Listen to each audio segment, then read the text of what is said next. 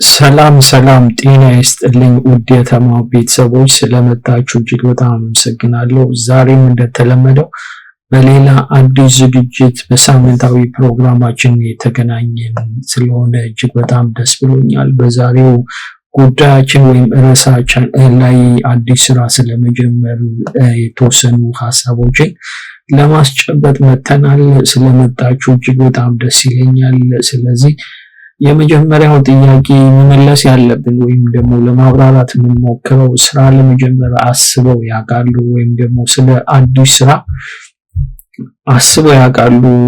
ምን አይነት ፈተና ገጠሙት? እንዴት ሊወጡት አስበዋል? የሚሉትን ርዕሰ ጉዳዮች በተወሰነ መልኩ ማብራሪያ በመስጠት ወይም ደግሞ የተወሰኑ ፍሬ ሀሳቦችን በመስጠት በእርግጠኝነት ምናልባት አዲስ ስራ መጀመር ሲያስቡ ይሄ ቲፕ ወይም ደግሞ ይሄ ፍሬ ሀሳብ በተወሰነ መልኩ ሊያግዞት እንደሚችል እናስባለን። ስለዚህ ስለ አዲስ ስራ መጀመር ስናስብ እጅግ በጣም ቀላል የሚባል ስራ በዚህ ዓለም ላይ የለም። ማንኛውም አይነት ስራ የራሱ የሆነ ጥንካሬና ደካማ ነገር ሊኖረው እንደሚችል እናስባለን። ስለዚህ የትኛውንም አይነት ስራ መጀመር ቢያስቡ በእርግጠኝነት በመጀመሪያ መመለስ ያለበት ጉዳይ የእርሶ ፍላጎት ምንድን ነው? በተለይ ደግሞ ተሰጥኦ መክሊት የሚባሉ አይነት ነገሮች ሊገልጹት ይችላሉ። ስለዚህ ፍላጎቶትን ማወቅ እጅግ በጣም አስፈላጊና ተገቢ ነው። እያንዳንዳችን ውጤታማነታችን የሚለካው በትክክል ስለ ፓሽናችን ማወቅ ስንችል ነው።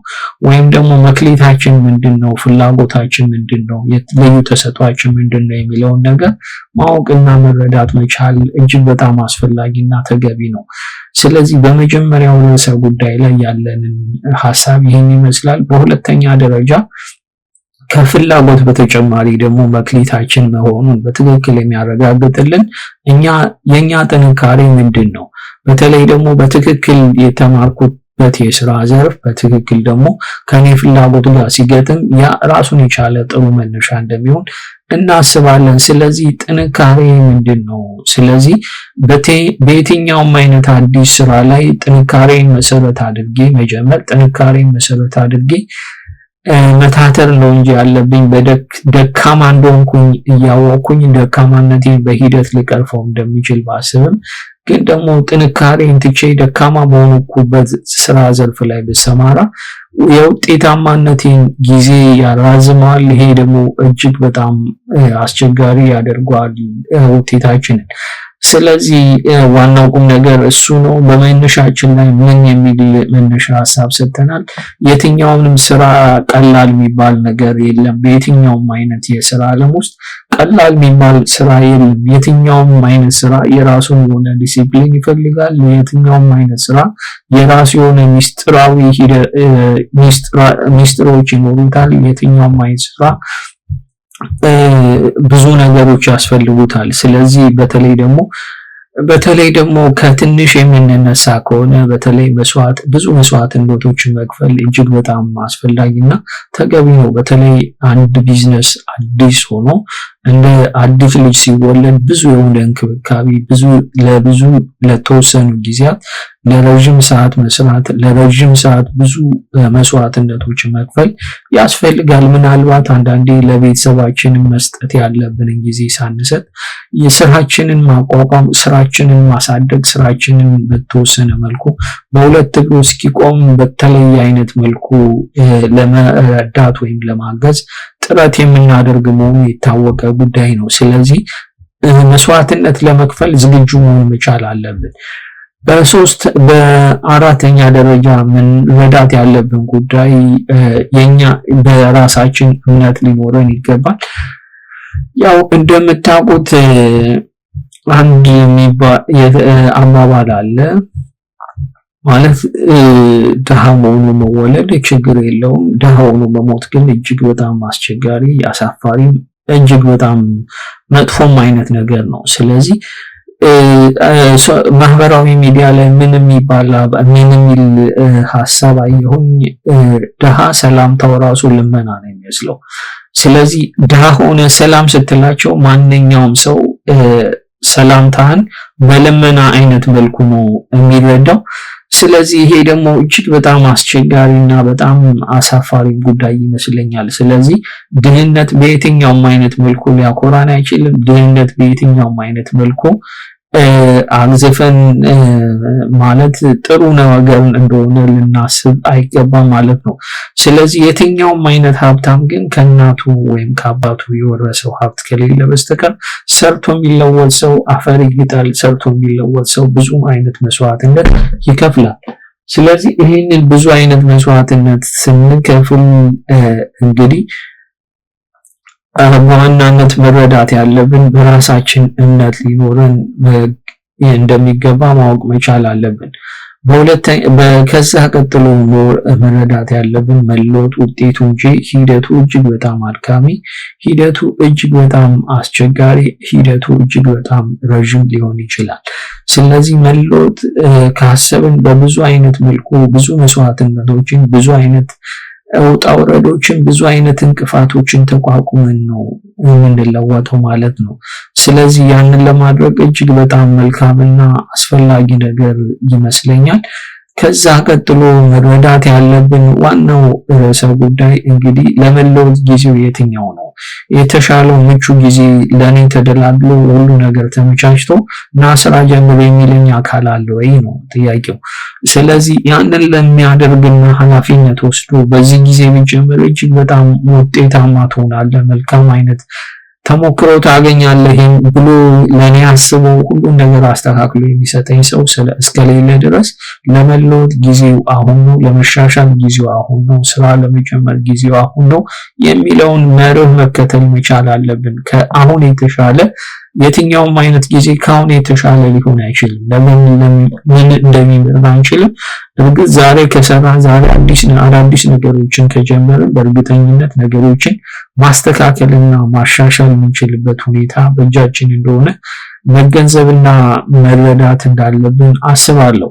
ከዛ ቀጥሎ ለመለወጥ ጊዜው አሁን ነው የሚለውን መርህ አምነን ከተቀበልን በኋላ እያንዳንዱን አይነት ስራ በተለየ መንገድ ማሰብ፣ በተለየ መንገድ መስራት፣ በተለየ መንገድ ለመተግበር መሞከር እጅግ በጣም ውጤታማ ሊያደርገን ይችላል። ያው እንደሚያውቁት በቢዝነስ ዓለም ውስጥ እጅግ በጣም ከፍተኛው አይነት ነገር ድግግሞች ነው። በተለይ ኤክስ የሚባል ቢዝነስ ከሰራው ዋይ ይደግመዋል፣ ዋይ ከሰራው ዜድ ይደግመዋል፣ ዜድ ከሰራው ቢ የሚባል ቢዝነስም ይደግመዋል። ስለዚህ ይሄ ድግግሞች ደግሞ የራሳችን የሆነ ልዩ ጥንካሬ እንድንገነባ አስችለንም ማለት ነው። ስለዚህ ያንን ለማድረግ በጣም አስፈላጊና ተገቢው አይነት ጉዳይ በተለየ መንገድ ማወቅና በተለየ መንገድ ለመስራት መሞከር እጅግ በጣም አስፈላጊና ተገቢ ነው። ከዚህ ቀጥሎ እንግዲህ መረዳት ያለብን ፍሬ ሀሳብ ምንድነው? በሂደት ማመን መቻል አለብን። ያው ይሄንን በሂደት ለማስረዳት በተለያየ አይነት መልኩ የተለያየ አይነት ምሳሌዎች ሲጠቀሙ ማየት የተለመደ ጉዳይ ነው። በዋናነት ግን እኔ ማንሳት የምፈልገው ነገር እያንዳንዱ አይነት ተፈጥሯዊ ሂደቶችን ብንመረምር ለማየት ብንሞክር በሂደት ማመን እጅግ በጣም መልካምና አስፈላጊ ነገር ነው። በተለይ በሂደት ያላመኑ ሰዎች ወይም ደግሞ ለምሳሌ በአጋጣሚ ሎተሪ የደረሰው ሰው ምናልባት የዓለማችን ቁንጮ ሀብታም ሆኖ አይተን ወይም ሰምተን አናውቅም። በእርግጠኝነት ምናልባት ገንዘቡን በትኖት ወደ ልመና ሲወጣና ድሮ መጀመሪያ ላይ ሲሰራ የነበረውን ስራ መልሶ ሲሰማራበት እነዚህ እንደ ልዩ ታሪኮች ተደርገው ሲሰነዱና ወይም ሲተረኩ ሰምተን እናውቃለን ማለት ነው። ስለዚህ በዋናነት ግን እዚህ ላይ ማንኛው ቀስ በቀስ እንቁላል በእግሩ ይሄዳል ስለሆነ እያንዳንዱን ነገር በሂደት ማግኘት እንዳለብን፣ በሂደት መሻሻል እንዳለብን መጀመር ያለብን ሁሌም ከትንሽ እንደሆነ ማንኛውም አይነት ትልቅ የሆነ ቢዝነስ የሚጀመረው ከትንሽ አይነት እንቅስቃሴ ወይም ከትንሽ ወይም ከስሞል ቢዝነስ መሆኑን መረዳት እጅግ በጣም አስፈላጊና ተገቢ ነው። ከዛ ውጪ ሰው በባህሪው ምን ይፈልጋል? እኛም ብንሆን ስኬታችንን ውጤታችንን ማድነቅና ማክበር እጅግ በጣም አስፈላጊ ነው።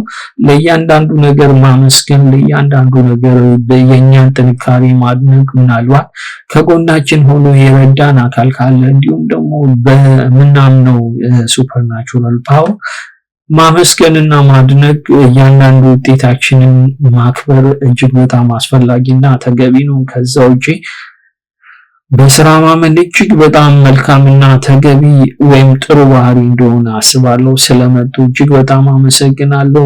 ዛሬ የሰጧቸው ሀሳቦች በሙሉ በተለያየ አይነት መልኩ ቪዲዮዎች ስላላቸው እስካሁን እኔ ቤት ውስጥ ከ85 እስከ 90 አይነት ቪዲዮዎች አሉ። ሁሉም የሚያወሩት ንግድ ስራችንን እንዴት ውጤታማ እናደርጋለን የሚለውን ጉዳይ ስለሆነ ዞሮ ብለው የተወሰነ እውቀት ማጎልበት እንደሚችሉ ልጠቁመው ትፈልጋለሁ።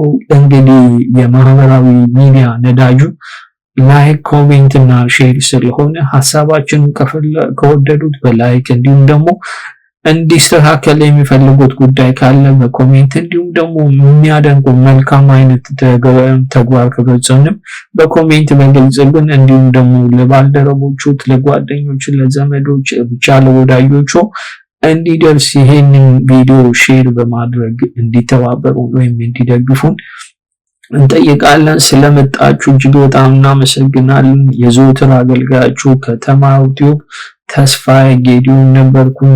መልካም ሳምንት እንዲሆን ተመኘው። እጅግ በጣም አመሰግናለሁ።